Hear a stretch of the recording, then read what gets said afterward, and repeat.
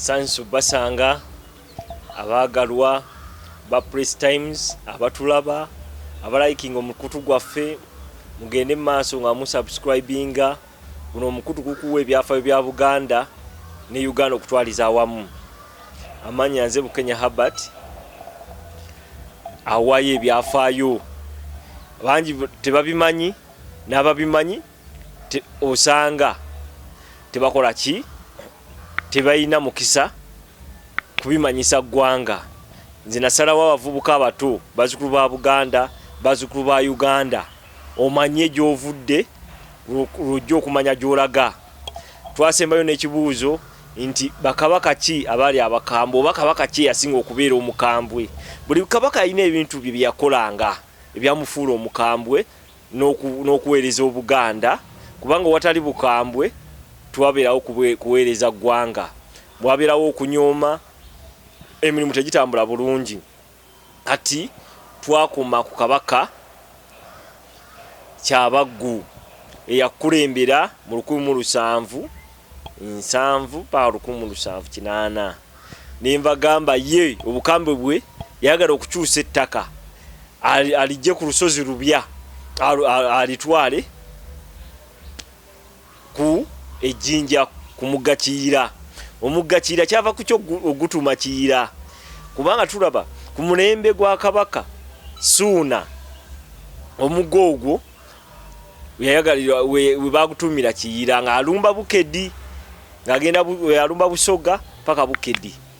omugogwo ne bagutuma Kiira nga kuva ku Katikkiro gwe bayita Kayiira abasoga bamugamba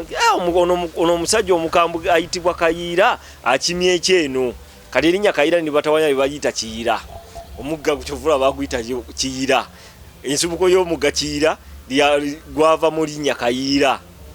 ebyafaayo ebyo batuna ababimanyi Kayiira mwe babbula pronunciation yabale abasoga yabalima ne bagiyita Kiira kuva kyova baguyita omugga Kiira gumuyita River Nile atugenda kumanya kabaka Kamaanya yani kabaka Kamaanya yali mutabani wa Semakookiro era y'omuntu yakulembera Obuganda naye nga alwanira ku side ya Kyaggwe Kiyiira era Kamaanya oyo ye yali omusajja eyali obukambwe bwe ng'ekibuuzo ekyo agamba nti kabaka ki yasinga obukambwe kati nze nga amabuli ya kabaka ki Kamaanya ye yamanyika atya yagenda okulaba nga abakyala bakola ki baawukana ne babba baabwe n'agamba omukazi yenna addamu okukola divorce okwawukana taddangamu okukola ki okufumbirwa waliddangamu okufumbirwa tumutta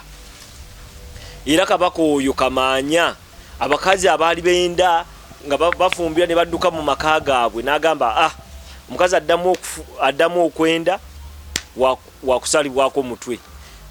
omukazi yenna addamu okwenda oba okukola divorce okuva mu maka ga bbaawe akole ki taddamu kufumbirwa kati ekyo kyamufuula omukambwe ennyo kubanga agenda okulaba nga abakazi tebawangala mu bufumbo era obukambwe bwa kabaka Kamaanya bwajjira ku bakazi kwenda na kufumbirwa era n'omulamwa nti omwana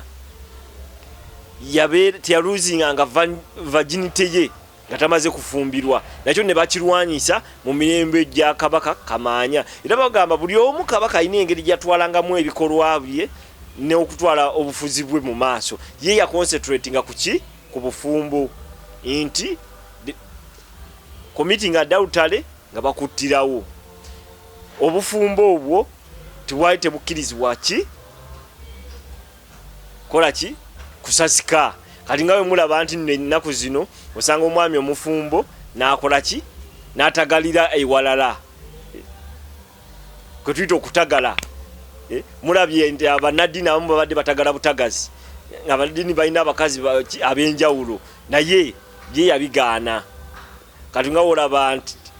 Pastor Bujingo ye yasalawo n'atongoza naye nga mufumbo yebyo yali yatabigaana ebyabasajja naye ng'omukazi woyingira mu bufumbo tolina kubuvaamu Wosaawo buvaamu tolina kuddamu kufumbirwa. Woddamu okufumbirwa nga bakutta. bwe wali obukambe bwe. Naye kati tulaba divorce zisusse mu makyaki, divorce zisusse wa yenga mu ddiini yaffe ennono omusajja wa ddembe okwagala abakyala bakola ki, bayagala abasajja basajjalatanga. Kabaka yayitibwanga baffe olw'abakyala abangi. Naye ye yagamba nti omukazi ye talina kukola ki,